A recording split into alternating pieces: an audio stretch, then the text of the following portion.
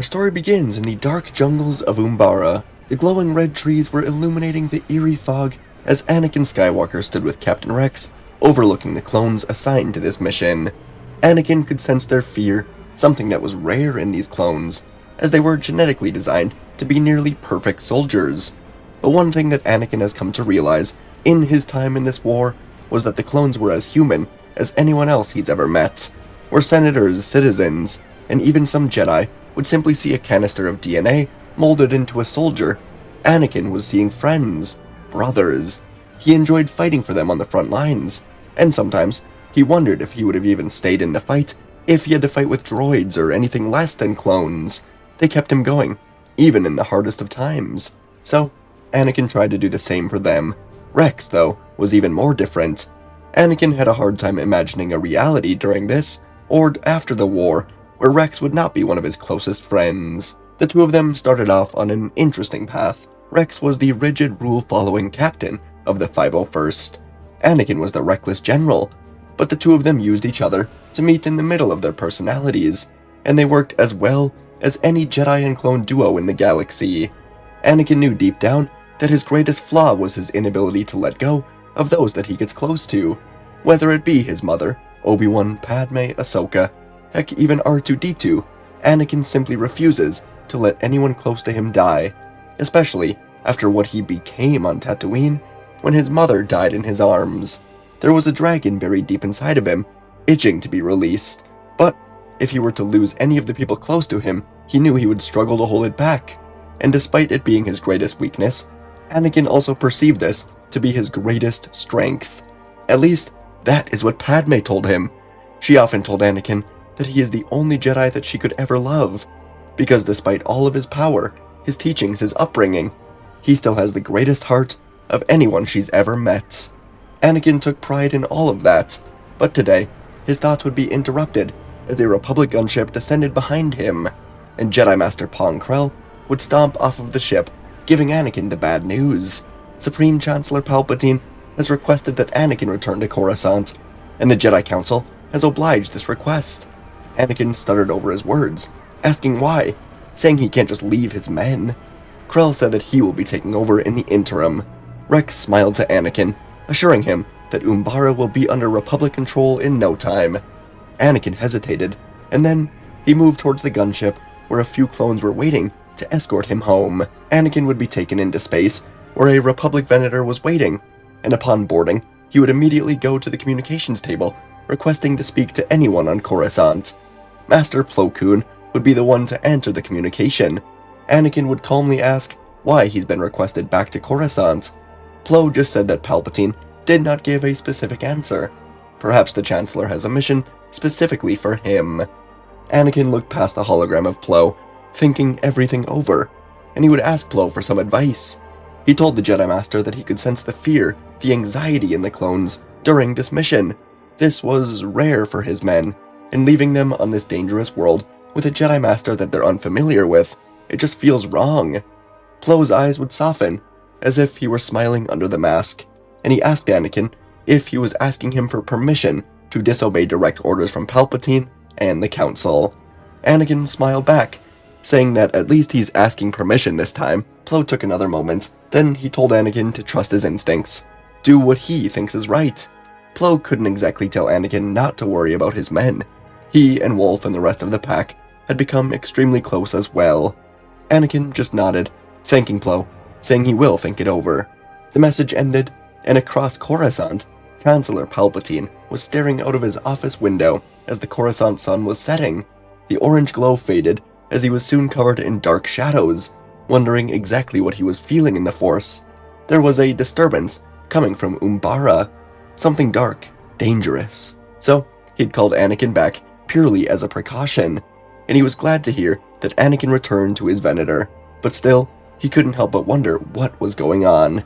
And sometime later, back on Umbara, General Pong Krell was behind the entire 501st assault team, looking on as Rex marched them in a straightforward frontal assault right to enemy lines. In other words, what the clones were thinking was a suicide march. As Rex and the boys moved forward, Jesse and a few others tried telling Rex that this was a bad idea, but the clones knew they had to follow orders. All of them were thinking the same thing though. Krell was commanding from the back as they marched to their deaths. Skywalker always led from the front, and within minutes, the ambush would come in.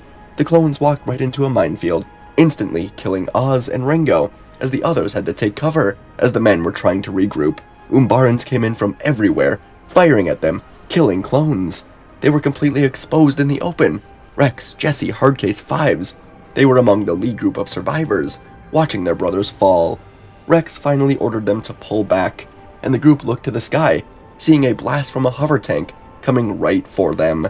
The clones took off in retreat, but somehow, the blast never landed. Rex and the others turned around, and they all began to cheer as Anakin Skywalker had landed on the road. He was holding his hands up to catch the cannon blast. With all of his strength, Anakin pushed it back, and the blast opened up the fog as it crashed right into the lead Umbaran tank.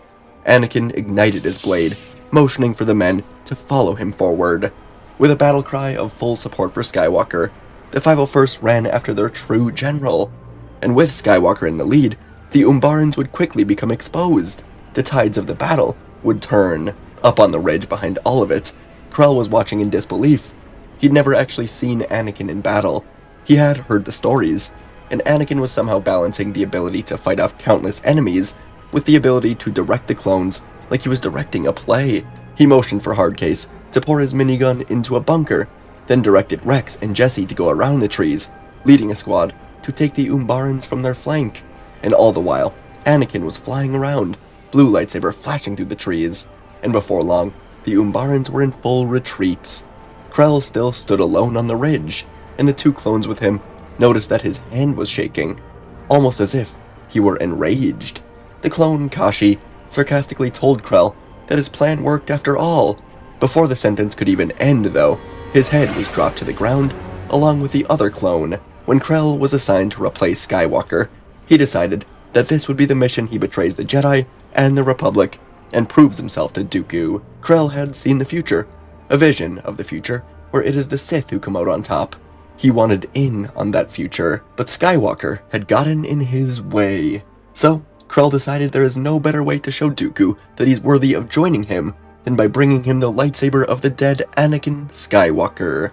And so Krell would follow the group, as Anakin and the 501st would infiltrate the capital of this world, allowing Obi-Wan and the 212th to come in from the other side and take down the Umbaran airbase. Within hours, Umbara would be under Republic control, and Krell would take some time to use his privileges as a Jedi Master to open up the file on Anakin Skywalker with his datapad. When the battle was over, Anakin would bring Rex to his side as the captain was counting up losses from the battle.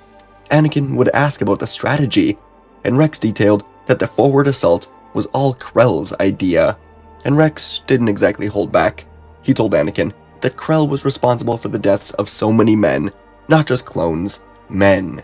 And if Anakin had never returned, Rex said he didn't want to consider how many more would have died. Anakin nodded, telling Rex he will speak to Krell. He's sure that Krell thought the attack would go better. Rex just turned away without another word.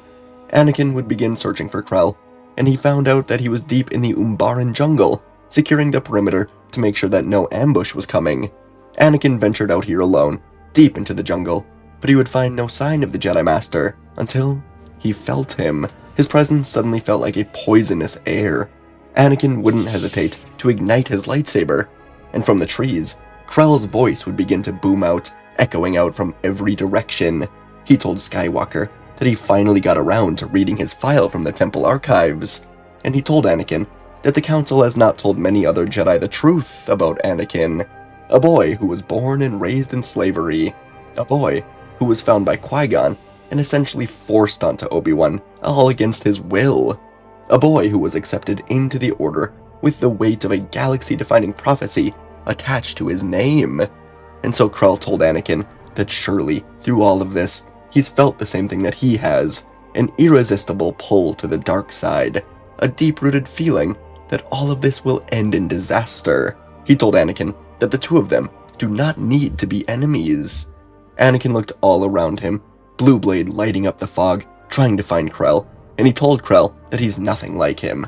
Anakin was realizing now that Krell was already gone. He was a fallen Jedi. There was no hope.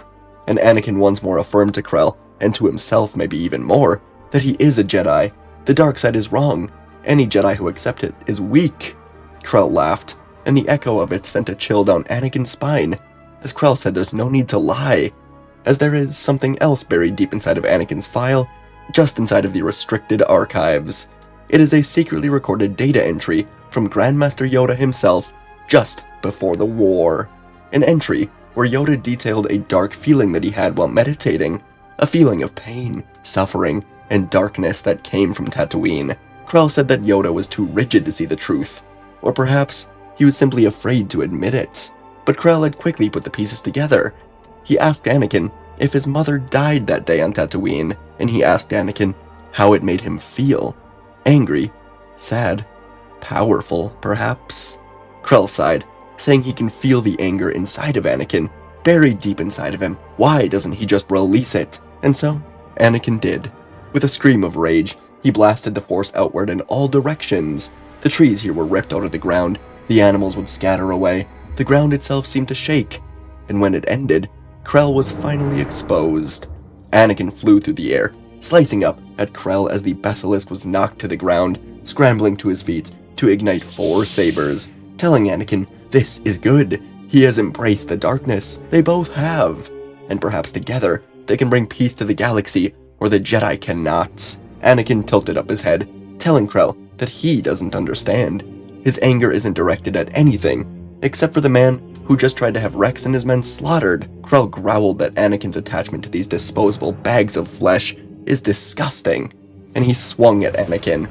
Anakin met him head-on, blue and green sabers meeting in cracking collisions. As Anakin shifted between tight blocks, violent counters, Krell's size and his 4 arms were forcing Anakin back at first. As tree trunks were splitting apart, mist strikes were carving through them, branches were raining down around them.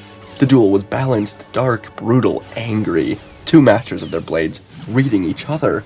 But as the fight dragged deeper into the jungle, something in Anakin would change.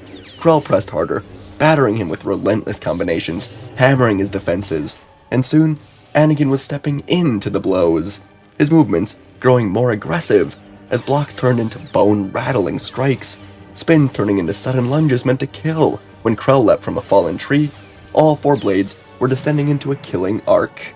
Anakin caught the attack with a force-boosted block, then surged upward. 1 clean slash would sever the left arm at the elbow. Krell roared, retaliating wildly, but Anakin was already inside of his swing. He cut flesh again, and the other left arm fell to the jungle floor. The balance was gone now. Krell stumbled backwards, fear creeping in as Anakin advanced, eyes burning, every step heavy with power. He was taking his time, relishing this. Krell turned, fleeing, stumbling away for survival. He ripped trees from the ground, hurling them down to slow Anakin, tearing a path through the jungle in desperation. Anakin cut through the debris, following close behind, and finally, Krell would reach his ship. Anakin looked in horror to see Rex himself investigating this hidden ship. Anakin yelled out for Rex, but Krell would grab the clone captain, throwing Rex inside of the ship as a prisoner. Krell scrambled aboard, blasting upward through the trees, but Anakin reached out with the Force, fingers curling as if grabbing something solid. The ship would stop in midair, trapped. Anakin planted his feet, pulling, every muscle in his body trembling as the pressure was building inside of him. It was rage, fear, betrayal, all of it collapsing into a single point. He needed to save Rex. And then, it happened. As Anakin strained, a violent surge would rip through him, exploding outward. White-hot blue Force lightning erupted from Anakin's hands, blasting into the stuck ship. The ship detonated high above the jungle, a thunderous fireball tearing through the trees, with fragments raining down all around them. Anakin stood frozen as the ship collapsed to the jungle floor, and a second later, he sprinted forward. Inside of the crashed, burning ship, Krell was dead, shrapnel stabbed all throughout his body. Anakin sifted through the mess of the destroyed LAAT, and finally, he found Rex. But there was a sharp piece of metal pierced into his gut. Anakin would drag the clone captain out of the ship, right as flames engulfed the entire thing. Anakin screamed out for help, and finally, Kix ran forward with all of his medical gear. Anakin fell to his knees as Kix got to work, blood soaking into the dark Umbaran soil beneath Rex. As Kix tore open med packs, barked orders to the troopers around them. Anakin hovered uselessly at Rex's side as his adrenaline was draining away, watching Kix clamp down on the wound, inject stims, carefully cutting away armor and fabric that was slick with blood. Rex was gasping, trembling, as Kix worked the shrapnel loose, every movement deliberate, every second stretched thin, and then Obi-Wan appeared, kneeling calmly next to Kix and Rex as he placed a calming hand on Rex's head, helping to steady Rex's pulse. Anakin quickly asked if there's anything he can do, but Obi-Wan sternly told Anakin he's done enough. Anakin felt panic and guilt churning in his chest. As Obi-Wan used the Force to try and do anything he could, Kix would seal the wound, shouting for evac as Rex was slipping in and out of consciousness. Anakin was still frozen beside him, staring at Rex's pale face, realizing with clarity that the power he unleashed, the darkness, it retaliated by taking someone he cared about so deeply, and it was Obi-Wan's light side that was keeping him barely alive. Finally, an LAT gunship arrived to ship Rex and Kix away. Obi-Wan sighed, then reached a hand out for Anakin to get up. Anakin got to his feet, and Obi-Wan said that their mission here is complete. He will help out with whatever Anakin needs. In the days that followed, things were like a blur for Anakin. He could barely look at his men. He would give the report about Krell to the Council. He would tell everyone that he inadvertently blew up the ship with Krell and Rex inside of it. Anakin would be dismissed, and he would be grounded for a bit, which he was fine with. He spoke to Obi-Wan and Padme. He visited Rex in the medical facility, and Rex was still in a bad condition, deep in a coma, inside of a bacta-tank. But finally, Anakin would visit Yoda alone, explaining what set him off. Krell revealed that there's something deep in Anakin's file, and Anakin told Yoda he wants to explain what he felt that day on Tatooine. He wants help. Yoda would be more than happy to help. He told Anakin he should have come to him right away. He's allowed this war to blind him to what is truly important. He would have Anakin come with him to begin a journey, and over a long month, the two of them would travel through forgotten systems and ancient Force worlds, guided less by star charts and more by intuition, meditating together during hyperspace jumps and speaking openly in the quiet time between these worlds. They would find the wellspring of life, and the Force would press down on Anakin like a tide, pulling memories from him without mercy. He would relive Tatooine in fragments, and this time, he did not turn away like he often would in nightmares. Yoda stayed with him through every vision, anchoring him, teaching him to let pain exist without feeding it. Together they reached out in the Force, and Qui-Gon would answer them. He would help. Qui-Gon and Yoda would help Anakin train by stripping everything down to breath, awareness, choice. And Yoda guided Anakin through meditations, where he confronted guilt as a wound that needed care. Anakin would actually also challenge Yoda's detachment, forcing him to feel the cost of distance, to sit with the knowledge that wisdom without compassion could still cause great harm. And Yoda would see that his 900 years of life caused him to lose some real humanity that he needed as a Jedi, and slowly, the darkness inside of Anakin would loosen its grip, becoming something he no longer needed as a crutch. By the end of the journey, they stood together, bound by a trust, and when they returned, neither would speak to anyone of what happened, but two beacons of light and the future had aligned. And upon returning to Coruscant, Anakin would enter the clone medical facility to find Rex in a wheelchair, playing a game of sabacc with other clones that were injured here. Anakin took a breath of relief. He was alive, and when he saw Anakin, Rex tried to get to his feet, but his legs were still too weak from the injury. Anakin would help him up, and the two of them would speak, as Anakin apologized for all of it. Rex had no ill will towards Anakin, and he just told the general that the boys of the 501st have been missing them, but he hears that Ahsoka has stepped up in a big way to lead them.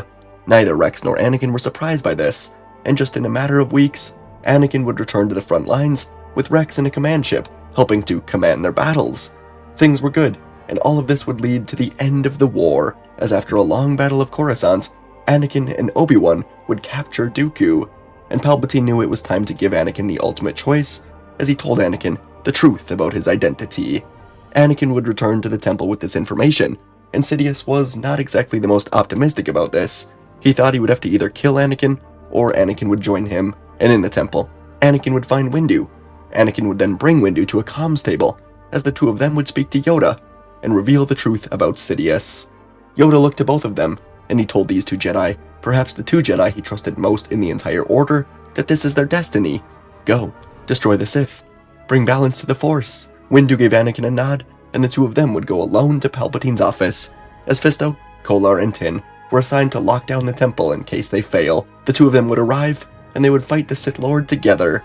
As they fought, Sidious realized for certain that Anakin was not touching the dark side, and even as Anakin began to overpower the Sith Lord, he was doing so in the light side. And as Sidious was defeated, he quickly realized he was played. Somehow, Anakin never had the nightmares. He didn't use the dark side to defeat Dooku. He still trusted the Jedi Council. Sidious saw that he was wrong about it all, and he saw that, for the first time in so long, the Force was blinding him instead of the Jedi. The blue and purple blades would cut Sidious down together. The reign of the Sith would come to a final end. And in the aftermath, things moved rather quickly. With Anakin by her side, Padme gave birth to twins in a moment of pure joy. The Jedi Order loosened their grip on attachment, seeing it as a bond to be understood and guided.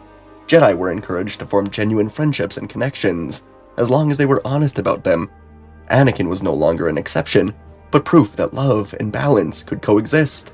Without war, Rex stepped into a new role as head of a Republic security, with the same steady leadership that he'd shown on countless battlefronts. He still couldn't fight, as his legs were never going to be truly repaired from the wound that he suffered, but he was still a great captain and commander. Anakin, Windu, and Kenobi were architects of the future, traveling between systems to heal the wounds of this war. They helped to create an agreement that allowed the Separatists to form their own independent government that worked closely with the Republic through shared councils, open trade, mutual defense, and years later, the Force was a living current of humility. Anakin often reflected on how close everything had come to breaking, how easily his own path could have ended in ruin. Instead, he stood in light surrounded by friends, family, and a Jedi Order of true balance. And folks, that is our story for today. Hope you guys enjoyed this one. I certainly did. I've done this, I think this is my 4th Umbara story. What have I done? What if Anakin just fought, I think Krell, I think that was the title. What if Ahsoka was on Umbara was one of them? I don't think I've done this, I know I haven't done like this title, and I haven't done this story. This was one I enjoyed a lot. I know, actually no, I liked it. Anakin returning in the first battle after he leaves kind of the Death March invasion that Krell sent them on, and then just confronting Krell quickly after. I wanted it to have some stakes. I wanted Anakin to kind of, that he uses the dark side to defeat Krell, and I wanted that to not, be perfect. He can't just kill Krell and go, alright, time to be good now. No. Gotta kill Krell, but also give Rex a life-altering injury that, sucks. But he didn't die. I debated for a while having Rex die in the explosion, but didn't do it. So, if you wanted that, you're sick in the head. Just kidding. Yeah, that's about all I got for you guys. I thought it was a fun story. Subscribe. Hit the subscribe button. Do it right now. Come on. Oh, alright. Please. Right there. Perfect. And 3, 2, 1, and click. Thanks. You're the best in the world for that. Okay, thanks. Appreciate you guys. Leave a like, too, and hit the hype button, whatever that does. Thanks, everyone. Just let me know what you want to see next, and I'll see you in the next video.